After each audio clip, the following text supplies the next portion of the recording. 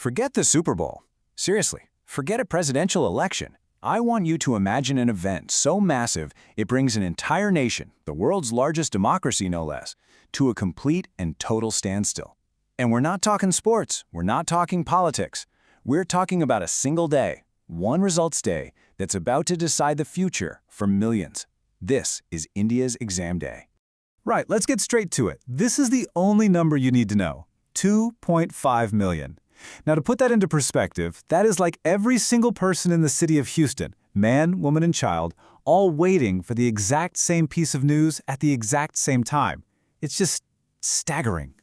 And for every single one of those 2.5 million students, a single notification, just one set of scores, is about to drop. It is a moment that is either going to swing open the doors to their future or slam them shut. So, what is this all about? Well, what you're looking at is basically a National Report Card Day.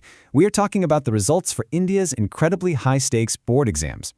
Okay, so these are the CBSE Class 10 board exams. The easiest way to think about it, it's like the SATs, but on steroids and for 10th graders. For millions of teenagers in India, this isn't just another test. No way. It's a full-blown cultural rite of passage. These scores literally dictate which colleges, which careers are even possible for them. The pressure is just unimaginable. And it all boils down to one number, 33%. That's the bare minimum you need to pass. If you fall short even by a single point, you could be held back an entire year.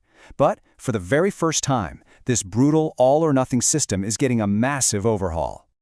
That's right. In what is a huge shift, this high-stakes, one-shot system is getting a radical new change.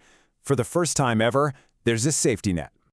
They're calling it the dual exam framework. And the idea for a system this rigid is pretty revolutionary. Gives students a second shot. If you fail, you don't have to wait a whole year for a do-over. You get another crack at it just a few months later. So who gets this second chance? Well, it's basically two groups. First, you've got students who already passed, but maybe want to improve their scores to get into a better program. They can retake a few exams to aim higher. But the real game changer is for what they call compartment students. These are kids who failed in just one or two subjects.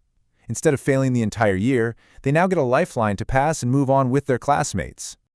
Okay, now just try to wrap your head around the logistics of this. How on earth do you deliver unique, secure results to 2.5 million people at the exact same moment without the entire system just completely crashing? Well, the answer is a massive, nationwide digital operation. This was the official alert sent out by DigiLocker, which is the government's digital platform. I mean, you can just feel the tension in this message, right? It's that final warning. Get ready because the digital floodgates are about to swing open. The process itself, it looks simple enough on the screen. Just a few clicks. But behind this simple interface is an incredible technological feat, all designed to handle a digital tsunami of millions of simultaneous requests. You put in your info, you click submit, and in that one single moment, your future just materializes on the screen.